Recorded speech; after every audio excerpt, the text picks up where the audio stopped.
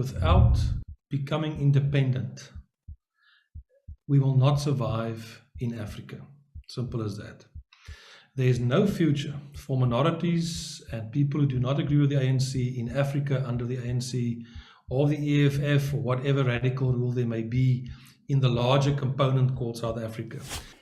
We can absolutely not afford to sit back and leave the fate of basically our children and our grandchildren to a let's hope, or what if we wait long enough, it may come right. I'm telling you, if anybody tells me this evening that after the 28 years we had now, things will come right, he must smoke the other sock. He's disillusioned. No.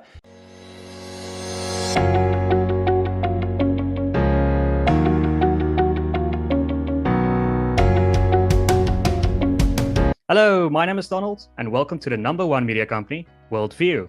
At WorldView, we explore everyone's perspectives on all things that can broaden our worldview. Today, we're going to have a discussion about Cape independence and the Freedom Front Plus's role in it. We are joined by Des Palm, a director at CapeXit, and Dr. Mulder, the chief whip of the Freedom Front Plus. If the leader of Al Jamaa was the president of South Africa, Dr. Mulder would have been hanged a long time ago. They are both supporters of the very radical and controversial position that the people of the Western Cape should have a say on whether they want to stay part of a corrupt government. So, gentlemen, welcome back to the show. It's great to have you on. This, I want to start with you.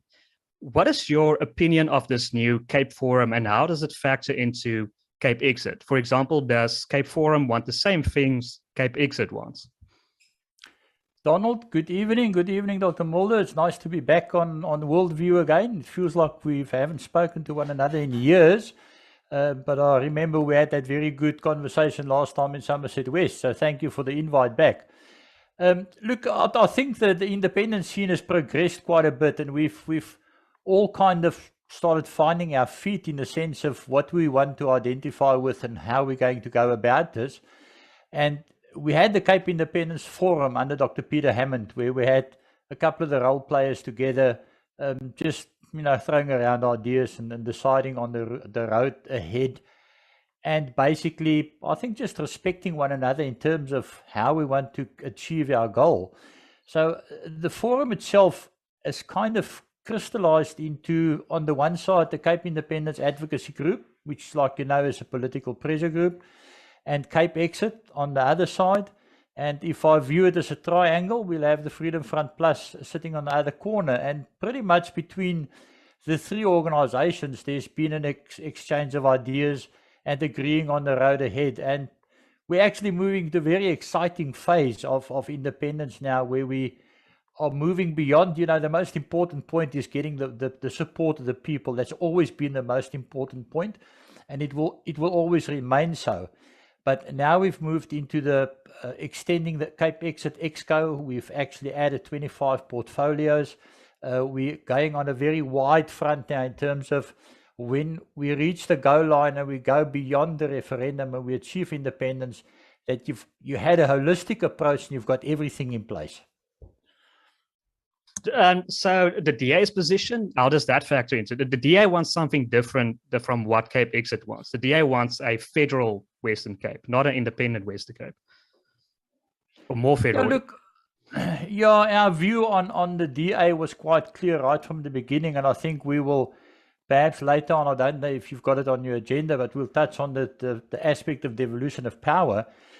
I think the DA is now in a position where they found themselves, like the ANC, they lost a lot of votes in the November election.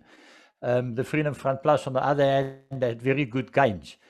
But the DA kind of found themselves in a position where they had to pay lip service to I think, 50-60% of their supporters, which actually supports independence. And then they said they're going to submit a private members bill just to devolve some powers down to the province. We don't know if that bill has ever been submitted. But they pretty much, yeah, I've got to laugh, they're pretty much anti-CapeXit, because we had an incident on Saturday where the local councillor in the ward there in Belville actually put the law enforcement guys onto our awareness team and came to tell them that they can't make such a noise with the loudspeakers and have a tent up. And yeah, there were no loudspeakers, and there was a gazebo up. And they also said the complaint was that they were obstructing the traffic. Now, they were only 11 people, so they couldn't really obstruct anything. But it was clearly a bit of a vindictive move. So are we in their sights? Yes, we definitely are. I think we're also in the ANC sights at the moment. But yeah, they're not budging on their standpoint because you know what? They're between the devil and the deep blue sea. So it's a difficult choice for them to make. Doctor, the DA has promised to deliver a referendum, apparently, in the Western Cape. Do you trust him to do it? Especially a person like Premier Alan Winder, who, I mean, you can put it lightly, he's not in favor of Cape independence. Good evening, Donald and Des as well. No, it's a privilege and honor to be back and to talk to you guys again. And I think it's rather important that we discuss all these different things. If I could come to the specific question that you've just asked now with regard to the referendum, what is clear to me is that the South African political scene is changing by day. And the Western Cape as a province is becoming more and more important in what's happening, politically speaking, in South Africa. And that is very clear at the moment. And we saw that when we looked at the results of the local government election. For example, the Freedom Front Plus went into that election with the aim to drive the ANC out of the Western Cape and further to be part of coalition governments. Now, the interesting thing is that you've got 25 local governments in the Western Cape, and at the moment we've got coalition governments in 18 of those specific councils. So things are changing. We are no longer only part of opposition, we're starting to become part of government in the Western Cape as well. Now, if you talk about being put on the DA government in terms of the request for or the demand for a referendum, I believe that the pressure on the government in the Western Cape will get more, not less. More and more pressure will be applied on the government in the Western Cape. And obviously, it will be up to the Premier in terms of the Constitution of the Western Cape and the National Constitution to eventually call such a referendum. So that process is going on, and we are positive that the necessary legislation will be processed to make that exactly possible. And in 2 years' time, in any case, we'll be at the next general election, local and provincial, and it's most unlikely that the DA will remain the government on its own, in any case, in 2024. Doctor, do you think the Freedom Front Plus would have done better if you had more time to prepare? I know Dr. Groenewald has mentioned this. You had very short notice that the election was about to happen. Do you think you would have done substantially better? I think so, definitely so. There's always not enough time to prepare, and you need some more structures and more finances, etc., etc. But the whole situation is changing positively to such an extent. If you just look at the growth of the party, suddenly now we are represented in 18 councils. Our councillors went from 6 to 38. We're in nine coalition governments.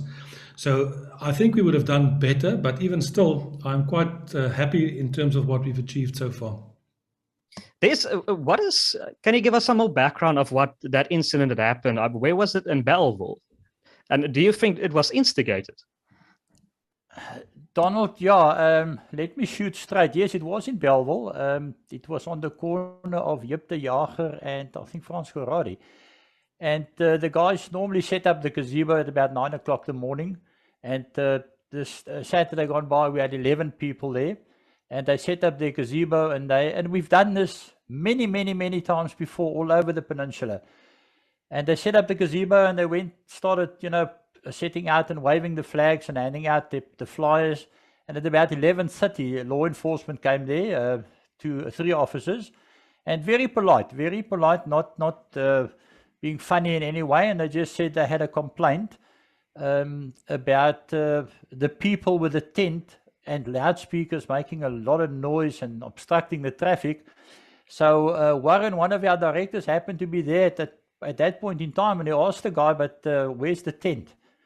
And the guy said, well, he said, but by the way, where's the loudspeakers? And the guy said, well, okay, there's no loudspeakers. He said, well, so what's the issue? Because nobody's obstructing traffic either. And then law enforcement took some photographs and took the details down of Andre, who's in charge there, in his vehicle. And they left. And then one of the people in the area, one of the residents, came around and asked whether we were, or the guys were harassed by law enforcement. And they said, no, not at all. The guys were quite polite. He said, because he's on a WhatsApp group and he believes it's the local councillor there, it's Ward 70, the local councillor is the person behind lodging the complaint and getting law enforcement out. And this resident was quite upset. He said because they've been battling with this councillor just to listen to them in terms of vagrancy and crime in the area, but he finds it easy to actually go for a soft target like 11 very law-abiding citizens, not obstructing anybody, rather go after them than sort out the problems in the area. So, yeah, the guys had an exciting morning. What is the name of this DA councillor? Got no idea. Someone should Google that and find deliver it in the comments. But when I spoke to Hein Marks, he talked about an interim government. Hein Marks, your best friend, he talked about an interim government. I don't know what is the CapeXit's policy on an interim government. For example, he already has a Minister of Health and a Minister of Communication. What is the relevance of that? Donald, that's the interesting thing. You know, I always say, what does CapeXit stand for? What? CapeXit stands for direct democracy. In essence, a direct democracy means what? The people must decide. So how can you say you're representative of the people and here you've chosen your Minister of Industry and Mining and Tourism, and you're not giving the people a direct democracy. You're giving them exactly what we got now, a top-down government where somebody else is deciding who's going to wear the hat of whatever portfolio. So no. What CapeXit is doing is we look at advisory panels. We got experts together on all the portfolios, be it education, agriculture, whatever, and the people would come up with basically what we asked them is go and look at the current status quo, identify where the problems are, and then come up with a solution, which is a practical way to approach these things. So once you go beyond the point of independence, your advisory panels will come in exactly that and in an advisory capacity. I cannot say to Johnny that please tell me which color tractor is the best to plow with, and after independence go and say, okay, the tractors are all going to be green or pink and Johnny is going to be in charge. You know, it doesn't make any sense. So you must be clear in terms of what your organization stands for, and then really not only give lip service. I mean, you got to be structured in a way that you can deliver. And if you, in any way or form, lose sight of the fact that you're doing this to represent the people of the Western Cape, and at the end, it must be a direct democracy. If you waver or go outside those two lines, I seriously question why you're doing this, why you're having this independence drive then. Doctor, after the local election, the EFF made some very serious demands of the ANC. It's like national demands, not local municipal demands. Isn't there an argument that the Freedom Front Plus can do sort of the same thing, especially in the Western Cape? Can't they tell the Democratic Alliance, we're not going to form a coalition with you in any of the municipalities if you do not deliver a referendum on Cape independence? Yes, that could happen, and it could be possible. It could still happen as we progress. I'm a little bit more optimistic. I think that the DA is going to cooperate with regard to referendum. I think they understand the risk that if they position themselves in opposition to this groundswell, they will just become more and more irrelevant in the province, and I think they understand that. So I think we can expect the Democratic Alliance will cooperate in the referendum. The question to be asked, that will be a point of dispute in terms of how that is phrased and when and the date and how it's going to happen. But obviously, first of all, we will first need to get the necessary legislation and amendments to make that possible. And who knows when it's going to happen. If it happens soon, then it's one thing. If it happens a bit later, I'm convinced, as I've said previously, that the DA will not govern the Western Cape alone after 2024. That's in 2 years from now. 2 years from now, we will be in the last phase of the next general and provincial election. That's 24 months from now. And then obviously, when you then negotiate a coalition, all kinds of things will be in that coalition agreement. And surely the interests of the whole idea of independence for the Western Cape will be part and parcel of those negotiations. Do you think it will be very difficult to win the referendum if the DA were to say you should vote no? Because, I mean, they have a lot of money behind them. So, I mean, wouldn't it be difficult to win that referendum? Well, my personal view is that, and I've said that in the past, that you do not want to get to a referendum unless you know that you're going to win that referendum. I don't want to see us going into a referendum and run the risk that we lose the referendum and then being told afterwards, no, you've had your chance and now you can wait for the next 20 years. We don't have 20 years. So what we need to do is to make absolutely sure that when we go into the referendum that we need to win that referendum. And that obviously will depend on the wording of a question or questions. And what comes out of that. My indication at this stage is that if the DA is prepared to go into such a referendum, that they are thinking of formulating more than one question during the referendum. In other words, certain things to put emphasis on things that they feel strongly about, but also to accommodate the idea of independence as a further question in the referendum, and then to participate. But that's still just a suggestion from our side. I think we must just make sure that the yes vote wins hands down. So do you think it's sort of the same situation as what David Cameron pulled in the UK, a referendum early to crush the idea, while the polling is low for the idea? That could happen. That could still happen. As I've said, there are a few legal hurdles that we first need to get over in terms of the legislation, relevant legislation, in terms of building the necessary political will. But it may be that they try to do that, but they may be in for a surprise, and exactly the same what happened in the UK could happen here. If I can play devil's advocate, I mean, a lot of people say, for example, Davie Rood has said, just wait it out. Don't bother with independence. It's too difficult. It's too tiresome, too cumbersome. Just wait it out. The government will collapse, or eventually they will get a new government in Pretoria. So why are you bothering with independence? Donald, because let's imagine this government collapsing. What are you going to get? What's your alternative? You're not going to get a better government. If the DA has already made noise and said they would jump into bed with the ANC, if they do so, they're not going to be calling the tunes. I mean, they will be following whatever the ANC decide on in terms of policy. On the other side of the coin, if you've got the ANC and the EFF getting into bed together, it's going to be infinitely worse than what you got now, with all your RET policies and everything coming to play. So we can absolutely not afford to sit back and leave the fate of basically our children and our grandchildren to a let's hope, or what if we wait long enough, it may come right. I'm telling you, if anybody tells me this evening that after the 28 years we had now, things will come right, he must smoke the other sock. He's disillusioned. No, there is no alternative out. I mean, we would not have vested all this time and energy into the independence drive if we thought that there was any other way out, any alternative. And trust me, the drive for independence is a time-consuming exercise. It eats up your time. We're all people that's got a bit of a day job, but I can tell you we actually spend more time on independence and CapeXit than on our day jobs.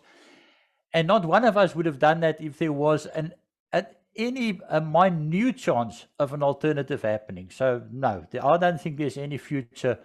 The status quo will change, absolutely. If it will change to the better, I'll give it a 0.0001% chance. And I mean, you can do both. I mean, you can try to get a better national government and at the same time push for independence. It's not one or the other. Yeah, absolutely. If they surprise our socks off and they get it right, I will fly up to Pretoria and say, guys, well done, but I don't think I'll have to budget for a flight. What is the Canton system that CapeXit has proposed? How will it work in the Western Cape? Donald, it's simply going back to the old systems of municipalities. The moment they amalgamated all the municipalities and they became the mega city in the Cape, it was actually a disaster. Well, it still is a disaster. The Canton simply means you bring your governance down to the lowest level possible, and that's municipalities. In the old days, we used to have municipalities. If you look at the northern suburbs, Belville, Parow, Goodwood, they all had their own municipalities. Everything was functioning on the lowest level possible of governance. Nowadays, you've got to submit a C3, and you don't know if it's ever going to get somewhere, get to the right person. A canton is simply the lowest level, and obviously it's come from Switzerland, the idea.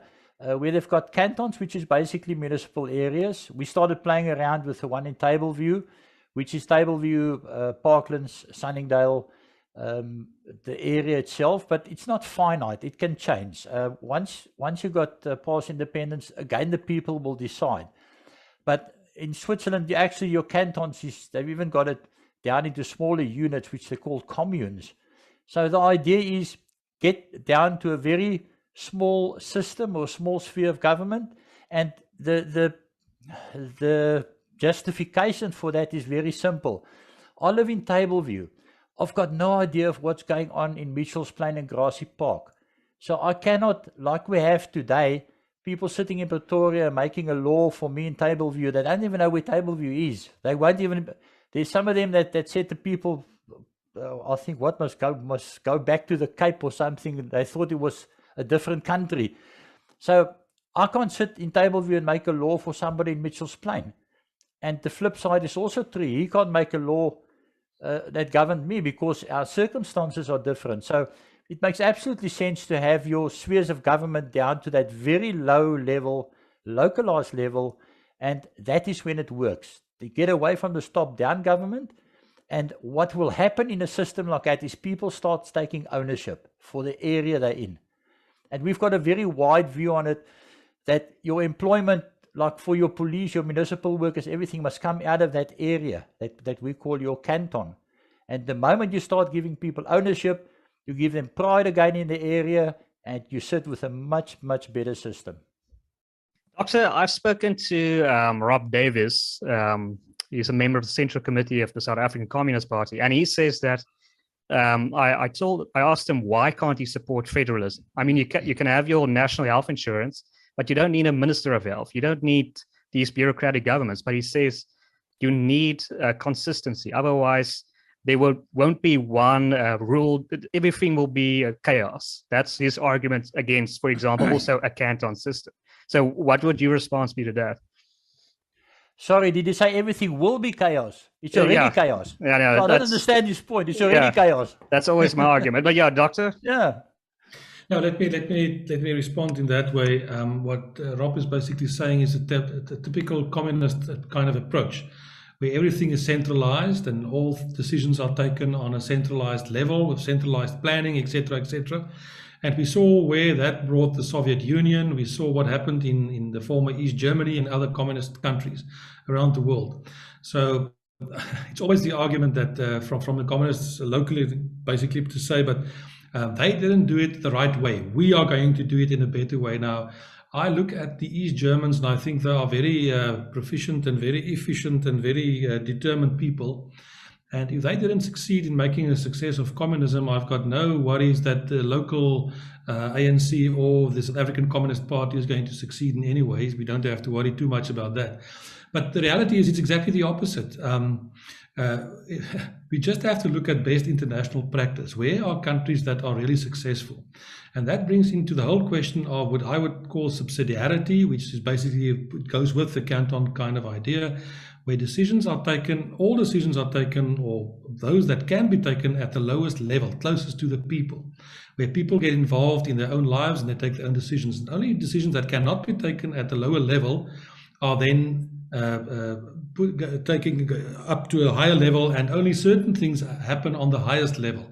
And that's the whole idea. It's exactly the opposite of communism and socialism, where people decide on your behalf. So that's not going to be the case, and we're not going to tolerate that kind of thing. And obviously the people will not vote for that kind of thing, and we've seen that throughout the Western Cape. The ANC is absolutely in decline at the moment. In the Cape Town Metro, they couldn't even muster 20% of the vote. So they're on their way out. And I've got no doubt that the people in the Western Cape in general will not support those kind of ideas. Doctor, I mean, you studied law. Would you like to enshrine most ideas in the Constitution? How would you envision this new Constitution of the Western Cape? Yes, it's an interesting debate. Obviously, first of all, I'm a Republican. In other words, I don't believe in a monarchy. I don't have a king or a queen or some royalty.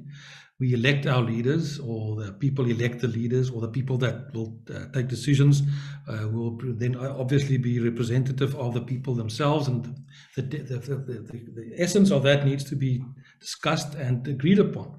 And that's a very interesting process that will happen. If you look at the Western Cape, it's almost too big for what we've got in mind, but the Western Cape is more than sufficient for what we need. And it will be quite exciting to get the constitutional dispensation. So obviously it will be a democracy, and we will have to go through the process of discussing and involving everybody in terms of agreeing on a constitution. And then there are examples of best international practice. Quite often people tell us that South Africa's got the best constitution in the world. And I always respond to say it's not a bad one, but surely it's not the best in the world, definitely not. But the constitution, I think one should also remember, is a living document. You can't just frame something in a certain moment in time and then expect that to last forever. You need to be adaptable. You need to be able to change in the constitution, to amend certain things. But certain basic principles and structures, I think, should be enshrined in a constitution, yes. So, okay, would you be interested in the American style system where there's a lower house, a higher house? Okay, I know we have the same thing, but essentially we don't really. I mean, it's pretty much the same level of proportional representation. Would you be interested in a different voting system for each house? Well, let me put it this way. I think it's a very it's a wonderful opportunity. It's a fantastic opportunity if you create and put up a new state, to absolutely sit down and draw up something that is going to be something completely different and something new. And I always say there's another word in constitutional law, it's called autochthony. In other words, it means the constitution needs to be the product of what is in the hearts and the minds of the people for whom it's intended. So specifically in the Western Cape, whatever constitutional dispensation will be implemented in the end will have to be part and parcel of the minds of what's in the mind and the hearts of the people of the Western Cape. And you won't know what that exactly is unless you go through a very long consultative process and get people involved themselves to draw up such a constitution. And then we can look at all kinds of examples internationally.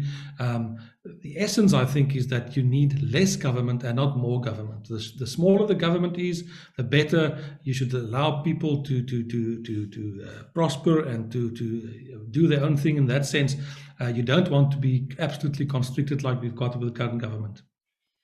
But did the Americans consult with the people? They didn't, did they? They just decided, the representatives just decided the Constitution.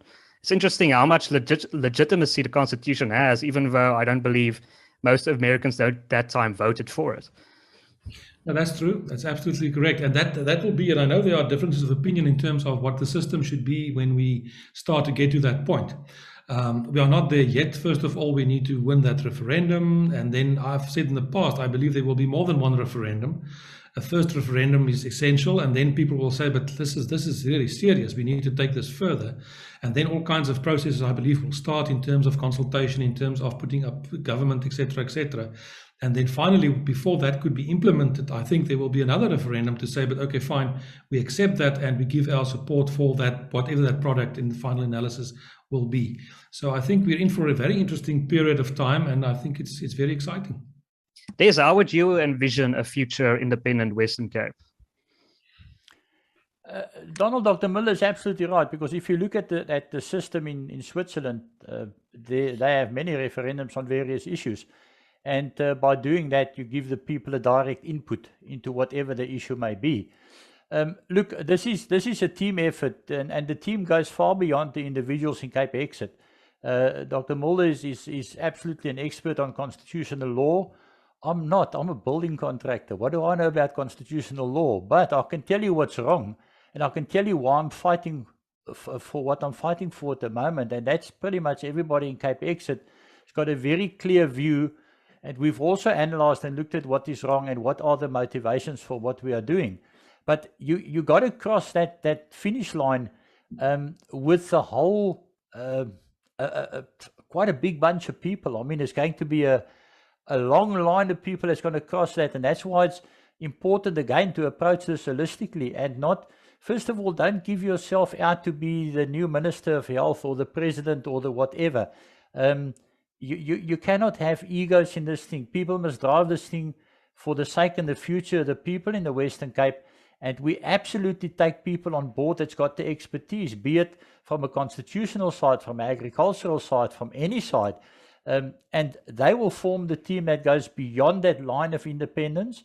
And then, like Dr. Mulder said, there's going to be a lot of conversations, a lot of discussions, but it would be open. These would be conversations where your input would actually be valued. Nowadays, we get, every now and then there's something in the Cape that's got to be, our people has got to give their opinion on. And we've got this beautiful thing called a public participation process.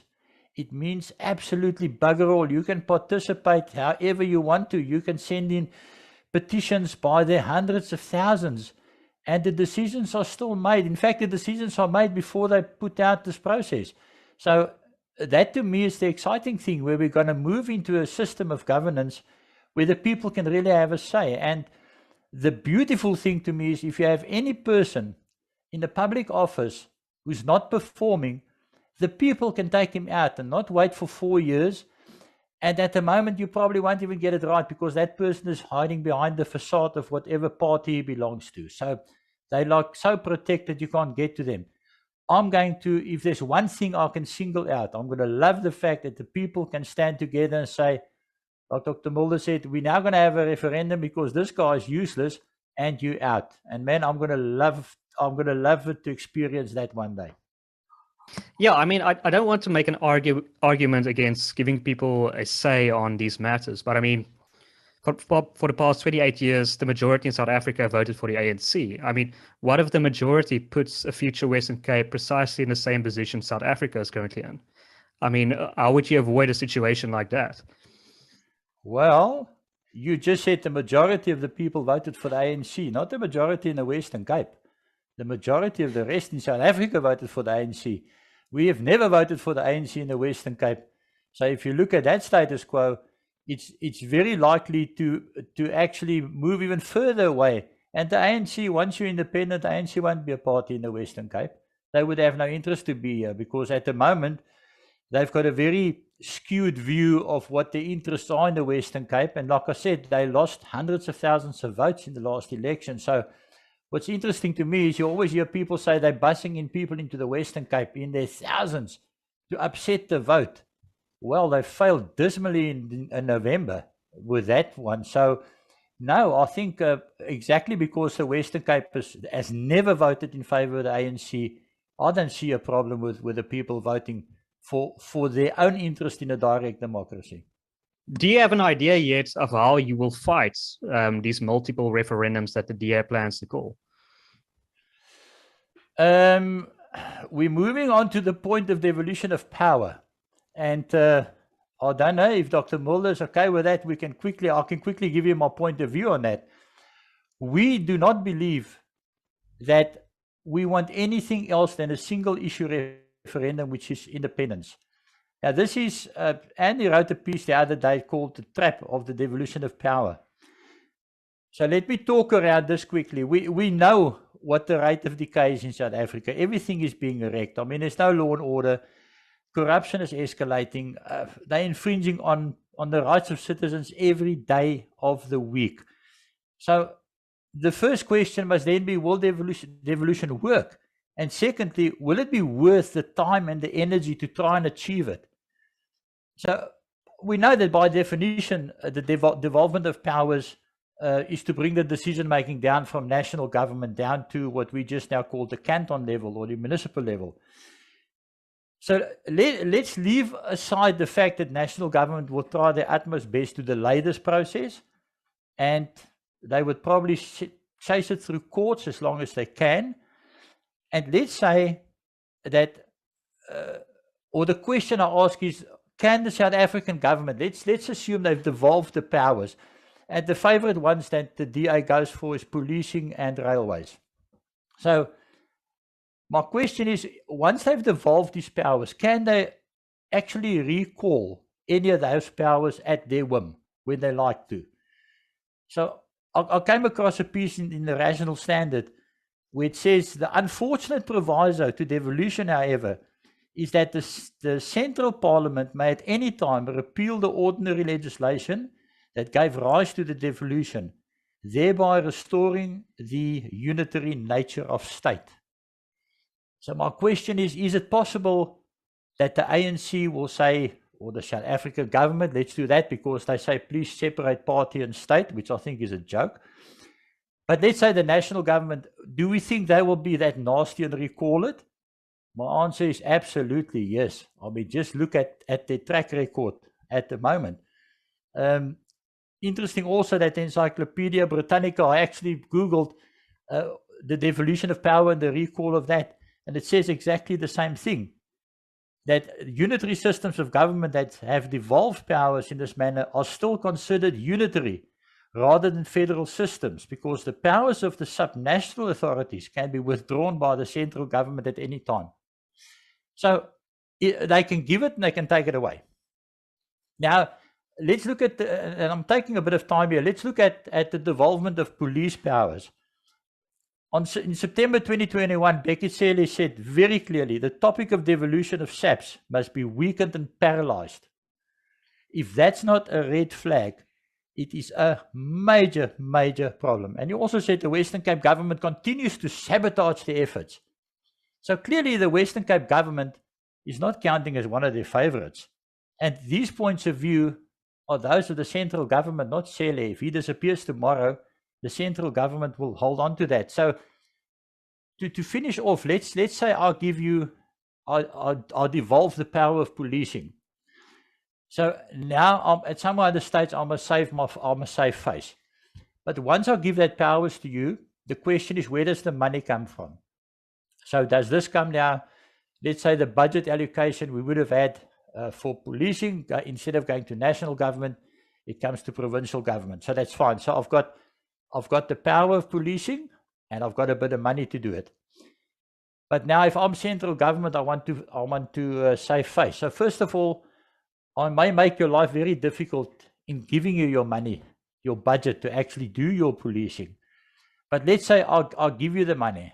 So what can I do now? I decide, okay, hang on, I can't do that. I've got to be seen to not just bending over backwards and playing dead and give you what you want. So you have a budget and you've got to police the Western Cape. So what I do now is I flood the Western Cape with criminal elements. And I actually put such a strain on your budget that you can no longer effectively police. What do you want to do? You're going to go and ask the South African government for more money. Well, good luck with that one. So you have to still effectively police. So are you now going to turn around and tax your local citizens to get more money?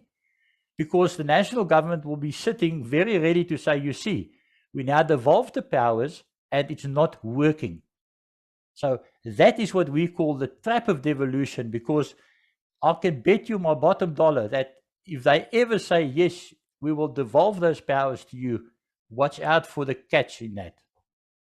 So, Doctor, I know what the counter arguments of that would be from the Democratic Alliance. They would say, okay, I mean, it's better than nothing. I mean, you're not going to get, John Steenhuisen would most likely say, you're not going to get independence.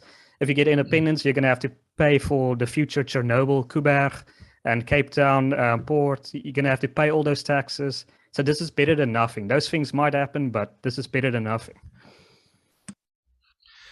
Let me try to respond to that from Freedom Front Plus's perspective, or let me say, let me see how I can put this. I want to start the argument from the other side, from the top down. And I would like to start off by saying that without becoming independent, we will not survive in Africa. Simple as that. There is no future for minorities and people who do not agree with the ANC in Africa under the ANC or the EFF or whatever radical rule there may be in the larger component called South Africa. And I've said that in a previous discussion. I think that I always look at South Africa as an artificial colonial construct, a boundary drawn by the British in 1910 telling us that we're all South Africans. What does that mean?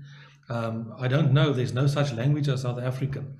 People find it very difficult to say what is typically of the culture of South Africa. And some people will say braai, and others will say some gumboot mine dancing. But what is typical traditional culture in South Africa? We are not. We are very diverse.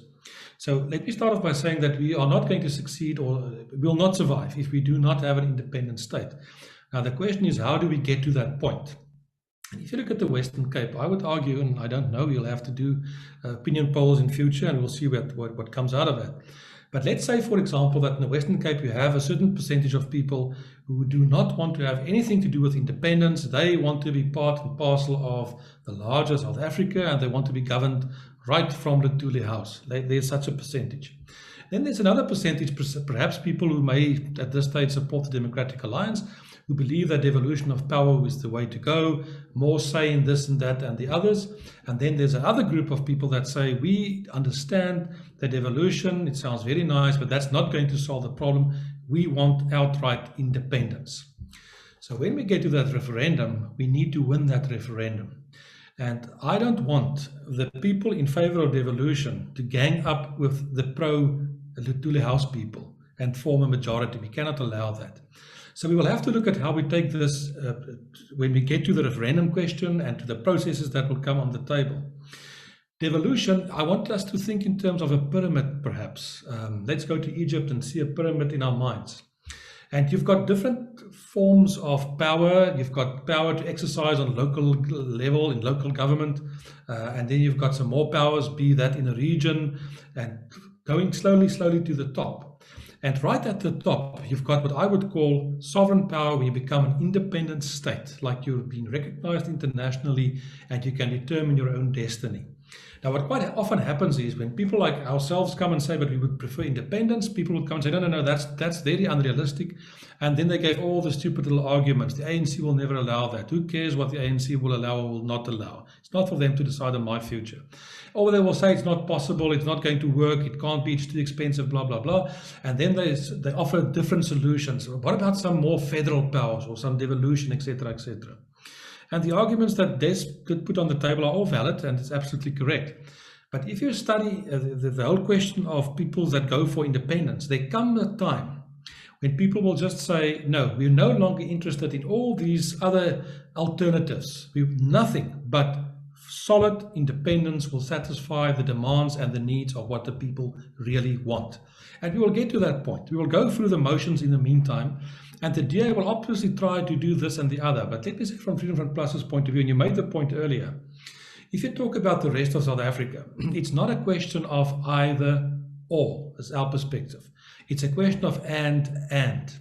And there's no reason why the Western Cape cannot go the route it wants to go and become an independent state. That does not mean that you turn your back in terms of the people that are also part and parcel of your people or your cultural group who may reside somewhere else. It's not the question that you just turn your back on them. It's an and kind of solution. And I always use the example of Israel, for example. Not all Jews reside in the state of Israel. Many Jews are across the world making good life and good living wherever they are. But there's a powerhouse behind their backs called a sovereign state called Israel. And I see the Western Cape to a certain extent as such a bastion that can develop, and we need to have that so that people can move out beyond South Africa into other parts of Africa as well, play a role. But there is a homeland, a fatherland, which is ours, which will be independent.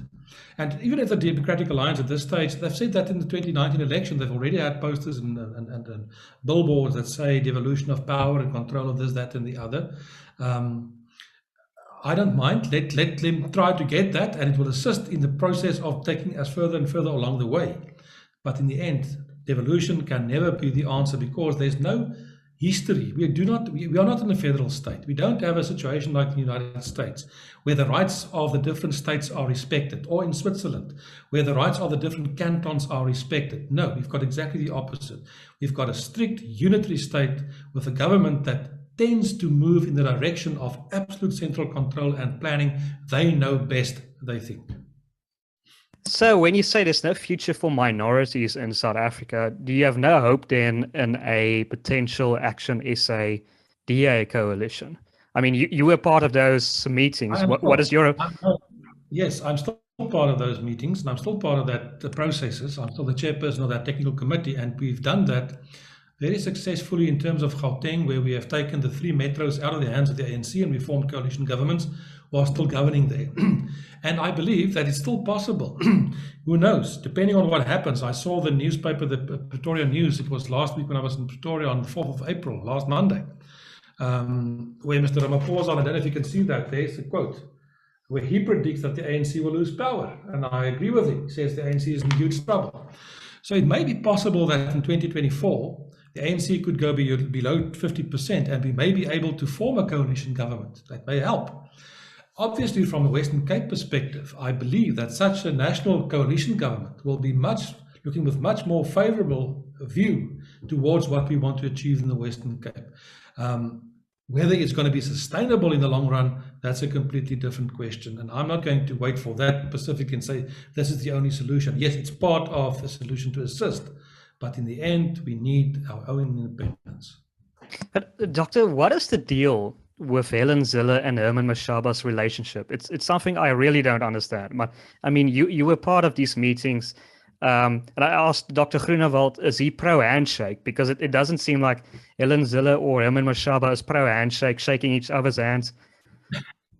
No, there was that specific incident right in the beginning of the negotiations, and there's a history behind that, certain things that happened at different meetings.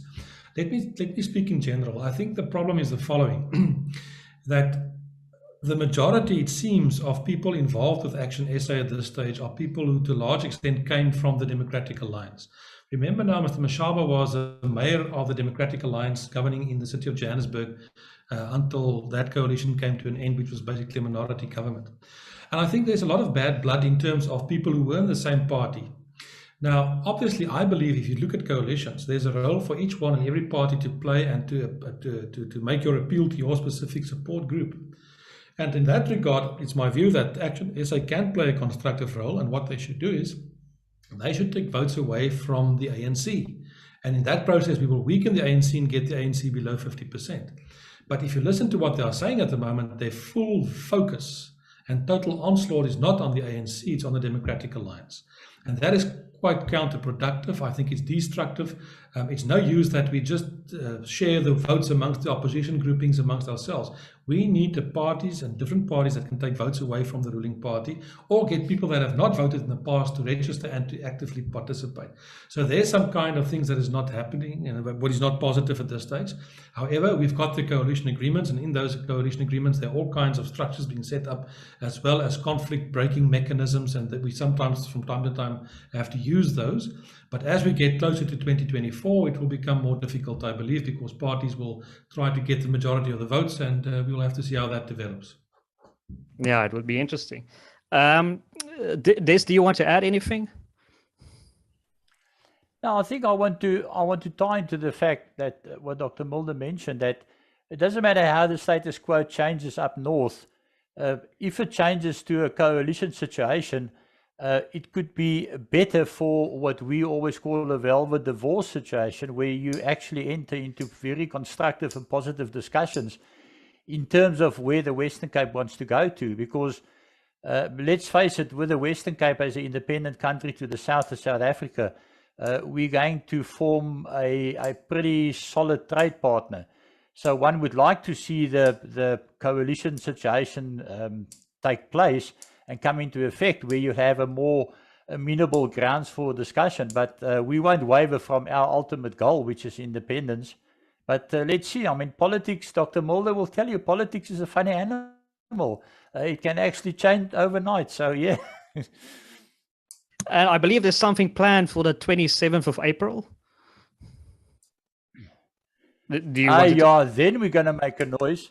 We absolutely. I mean, then the councillors would be justified to say the CapeXit guys are making a hell of a noise. No, absolutely. We've got, look, it's the Freedom March. We start off on the Grand Parade at 11 o'clock in the morning on the 27th, which is the holiday. The march is organised by Cape Independence Advocacy Group. And we've got, obviously, they are there, CapeXit, Freedom Front Plus, Cape Party. And it's basically an open march. Anybody that identifies with our wish to actually have freedom and become masters of our own fate. So it's going to be quite big. The numbers I've been seeing up to now, and the actual energy around us and the passion around us, I can't wait for the sun to come up on the 27th. I think it's going to be a major event.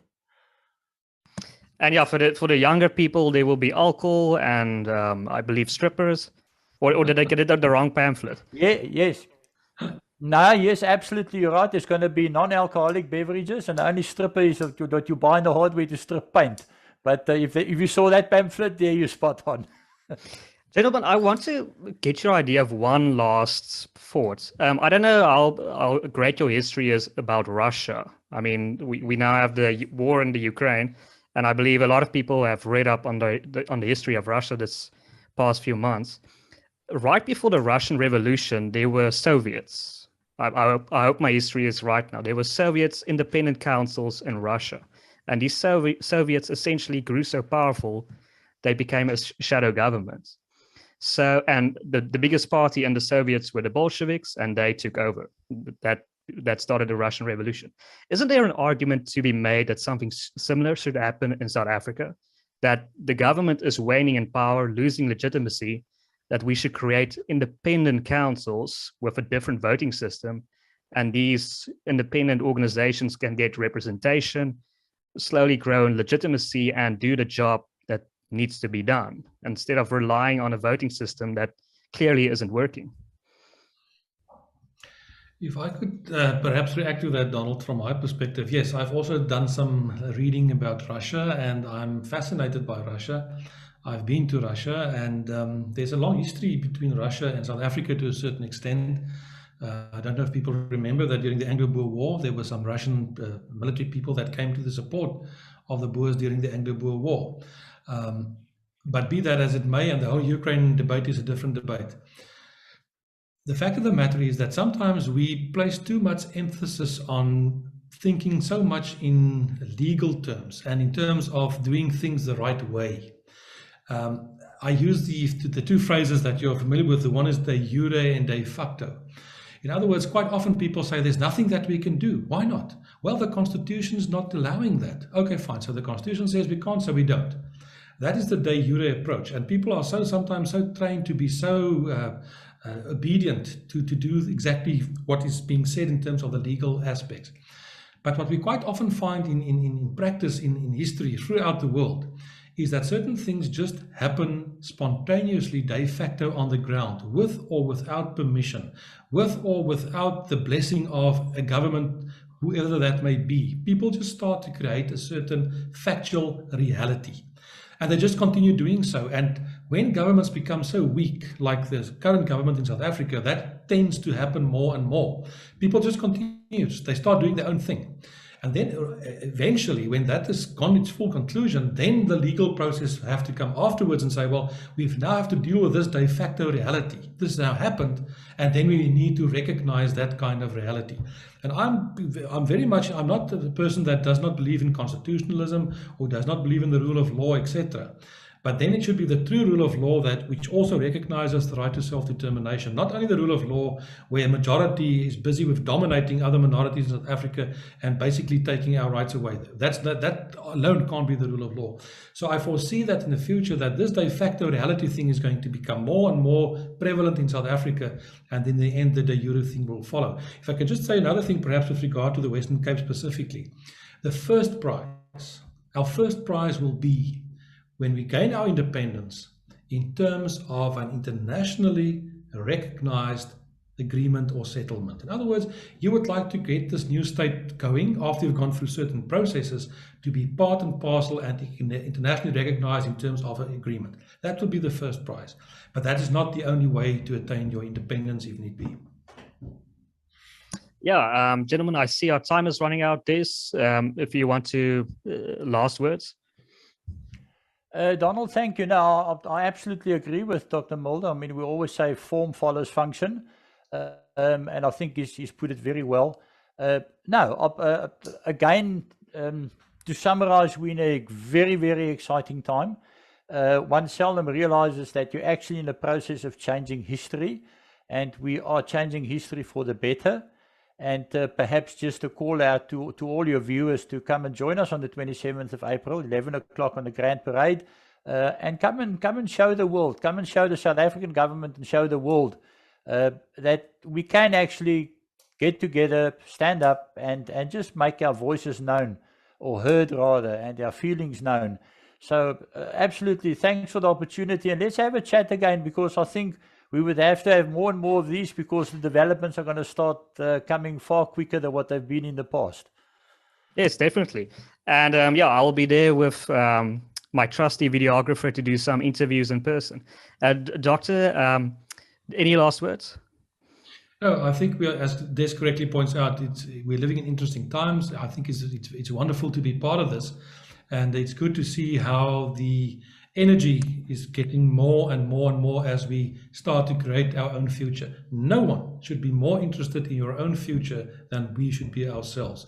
Not the ANC, not President Biden, not the Pope. Nobody is going to come and do what we need to do for ourselves, and this is the time to do it. Well, great. Thank you, Doctor, for that optimistic message. And thank you, Des. Thank you so much for your time, gentlemen. To our viewers, you most certainly enjoy the content if you made it this far. Please consider liking this video, sharing it as widely as possible, and subscribing to our channel. My name is Donald, and you've been watching WorldView.